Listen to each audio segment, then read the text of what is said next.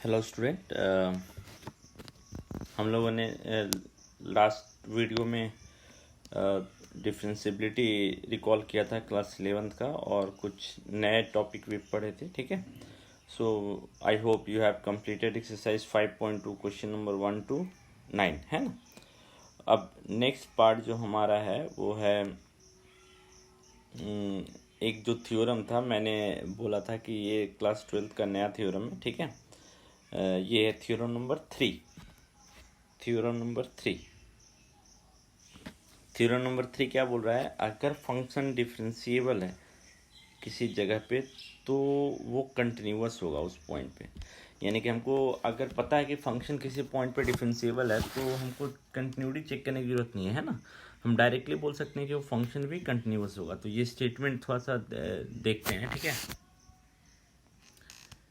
If a function is continuous, sorry, if a function is differentiable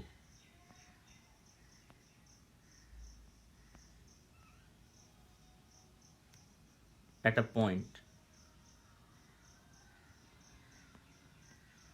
then it is continuous at that point. अगर किसी point पे function differentiable है तो function वहाँ पे continuous भी होगा. ये एक स्टेटमेंट है. अब इसका कॉन्ट्रा पॉजिटिव स्टेटमेंट देखते हैं. कॉन्ट्रा पॉजिटिव स्टेटमेंट क्या होगा? If a function is not continuous at a point, if a function is not continuous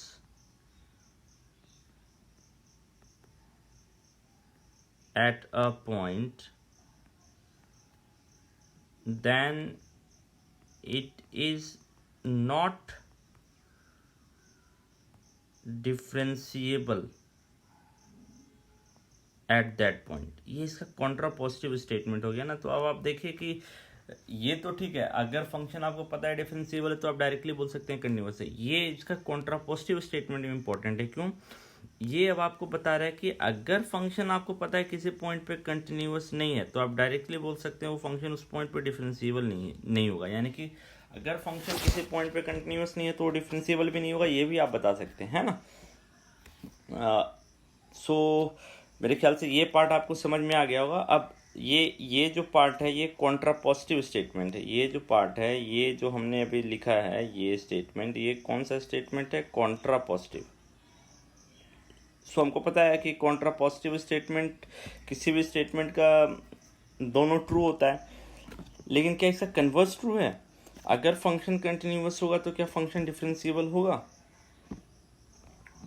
इसका कन्वर्स ट्रू नहीं है. क्यों? अभी हमने ये एग्जांपल देखा था. ये एग्जांपल को अगर आप पिक करेंगे, अगर आप इस एग्जांपल को पिक करेंगे क्वेश्चन नंबर 9 को, तो ये फंक्शन देखिए मोड x माइनस 1 हर जगह कंटिन्यूअस है, बट ये 1 पे डिफरेंशिएबल नहीं है, बट 1 पे ये कंटिन्यूअस है. तो हमको साफ पता चल गया ना कि इफ फंक्शन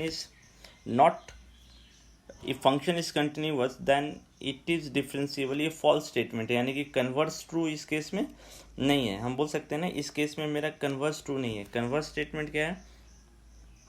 इसका कन्वर्स स्टेटमेंट भी मैं लिख दे रहा हूँ, बट कन्वर्स स्टेटमेंट ट्रू नहीं है. कन्वर्स स्टेटमेंट क्या है? If function is continuous at a point, then it is differentiable at that point. Differentiable at that point. This is not true, this is false. ये false है. Example क्यों false है? अभी हमने देखा था मोड x माइनस 1 जो है वो डिफरेंशिएबल नहीं है, कंटिन्यूअस है हर जगह. मोड x माइनस 1 हर जगह कंटिन्यूअस है, तो हम बोल सकते हैं एट x इक्वल टू 1 पे भी कंटिन्यूअस है. बट हमने अभी प्रूफ किया कि ये जो है इट इज नॉट डिफरेंशिएबल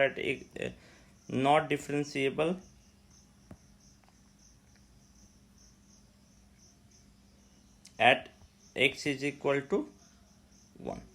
हमने ये अभी प्रूव भी किया है उस क्वेश्चंस में। तो इससे पता चल रहा है कि अगर फंक्शन कंटिन्यूअस है किसी पॉइंट पे तो जरूरी नहीं कि वो डिफरेंशिएबल हो। तो इसका जो कन्वर्स स्टेटमेंट है ये क्या है, फॉल्स है, ये फॉल्स स्टेटमेंट है। तो कन्वर्स ट्रू नहीं है, बट इसका कॉन्ट्रा पॉजिटिव ट्रू है। अगर आपको पता है कि फंक्शन कंटिन्यूअस नहीं है तो फंक्शन डिफरेंशिएबल भी नहीं होगा, ठीक है। और लेकिन अगर फंक्शन डिफरेंशिएबल है तो आप बोल सकते हैं फंक्शन कंटिन्यूअस होगा। ये हमारा थ्योरम था, तो ये इंपॉर्टेंट है, ठीक है, इसको आप ध्यान रखिएगा, ठीक है। इसके बेसिस पे हम देखिए अपने एक्सरसाइज का ये क्वेश्चन नंबर 10 प्रूफ कर सकते हैं। Question number 10, proof that the greatest integer function defined between 0 to 3 is not differentiable at x equal to 1 and 2। x equal to 1 और 2 पे ये डिफरेंशिएबल नहीं है, ये आपको प्रूफ करना है। तो हम इसका क्वार्टर पॉजिटिव स्टेटमेंट लेंगे, हम प्रूफ कर देंगे 1 और 2 पे ये फंक्शन क्या है, कंटिन्यूअस नहीं है। तो कॉन्ट्रा पॉजिटिव स्टेटमेंट क्या बोलता है, अगर फंक्शन कंटिन्यूअस नहीं है तो डिफरेंशिएबल भी नहीं है। तो हम ग्रेटेस्ट फंक्शन को जानते हैं ना कैसे प्रूफ करते हैं डिसकंटिन्यूअस है। मैं एक कर दे रहा हूँ, 2 और 3 पर पूछा है ना, तो एफ एक्स है ग्रेटेस्ट इंटीजर फंक्शन, आपको प्रूफ करना है कि x इक्वल टू 2 पे ये डिफरेंशिएबल नहीं है। तो हम क्या प्रूफ करेंगे, डिफरेंशिएबिलिटी नहीं प्रूफ करेंगे, हम प्रूफ करेंगे कि ये फंक्शन कंटिन्यूअस नहीं है ना। we will prove that this function is that it is not continuous at x is equal to 2। तो ऑटोमेटिकली ये फंक्शन क्या होगा, डिफरेंशिएबल भी नहीं होगा बाई कॉन्ट्रापोजिटिव स्टेटमेंट जो थ्योरम था, है ना। तो लेफ्ट हैंड लिमिट निकालते हैं, limit s tends to 0 f of a minus h. So ये क्या आ जाएगा, limit s tends to 0 greatest integer function of 2 minus h. So 2 minus h कितना होगा, 2 माइनस एच जो होगा ये 2 से छोटा है ना, तो अपने लेफ्ट हैंड साइड में आएगा और 2 और 1 के बीच में है तो 1 होगा। तो इसका ग्रेटेस्ट इंटीजर फंक्शन, इसका लिमिटिंग वैल्यू 1 होगा। राइट हैंड लिमिट चेक कर लीजिए, राइट हैंड लिमिट क्या आएगा, right hand limit limit h tends to 0 f of a plus h. So limit h tends to 0 greatest integer function of 2 plus h. So ये कितना हो गया, ये हो जाएगा लिमिट h टेंस टू 0 2 आएगा। सो लिमिटिंग वैल्यू भी टी साफ पता चल रहा है, लेफ्ट हैंड लिमिट जो है राइट हैंड लिमिट के बराबर नहीं है, हमको एफ ऑफ 2 निकालने की जरूरत नहीं है। सो एफ एक्स जो है इज नॉट कंटिन्यूअस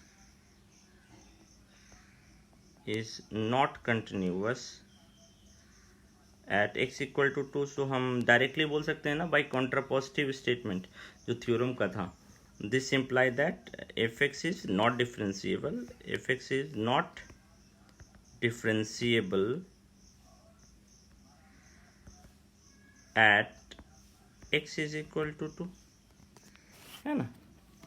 सो मेरे ख्याल से अब दूसरा वाला पार्ट आप कर सकते हैं, x इक्वल टू 2 पे मैंने दिखा दिया, x इक्वल टू 1 पे आप दिखा सकते हैं फंक्शन जो है कंटिन्यूअस नहीं है तो डिफरेंशिएबल भी नहीं होगा, ठीक है। सो ये इंपॉर्टेंट पार्ट हो गया। अब नेक्स्ट एक्सरसाइज पे आते हैं हम लोग, derivative of implicit function.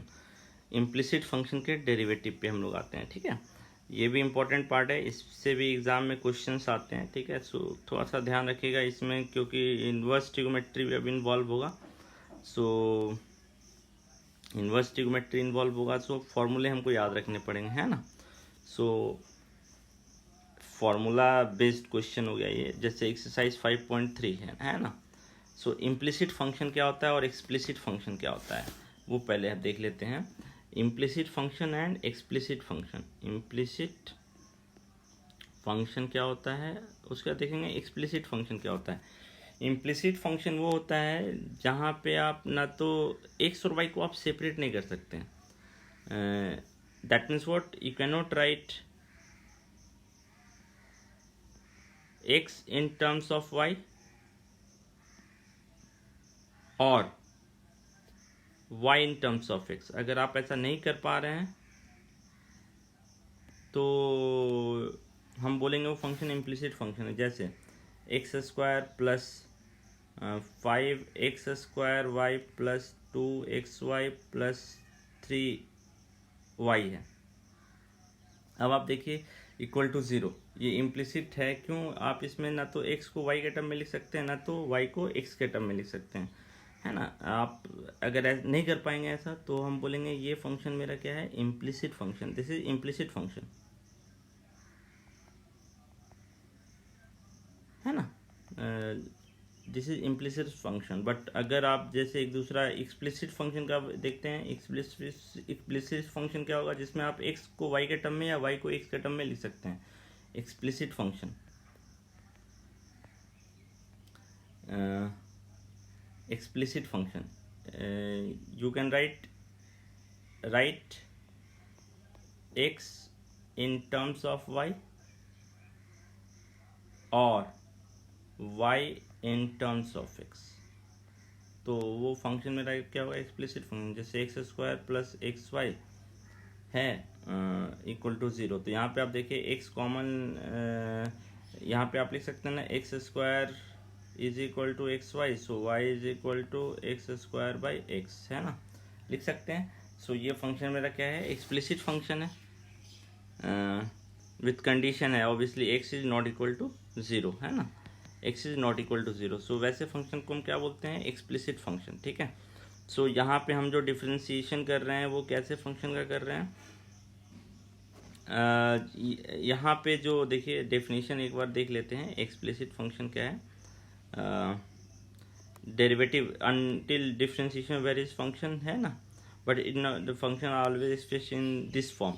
Okay, यहाँ पे जो एक्सप्लिसिट फंक्शन हम लोग डील कर रहे हैं, वो अगर y को आप x के टर्म में नहीं लिख पा रहे हैं, तो वो मेरा क्या होगा, इम्प्लिसिट फंक्शन, ठीक है।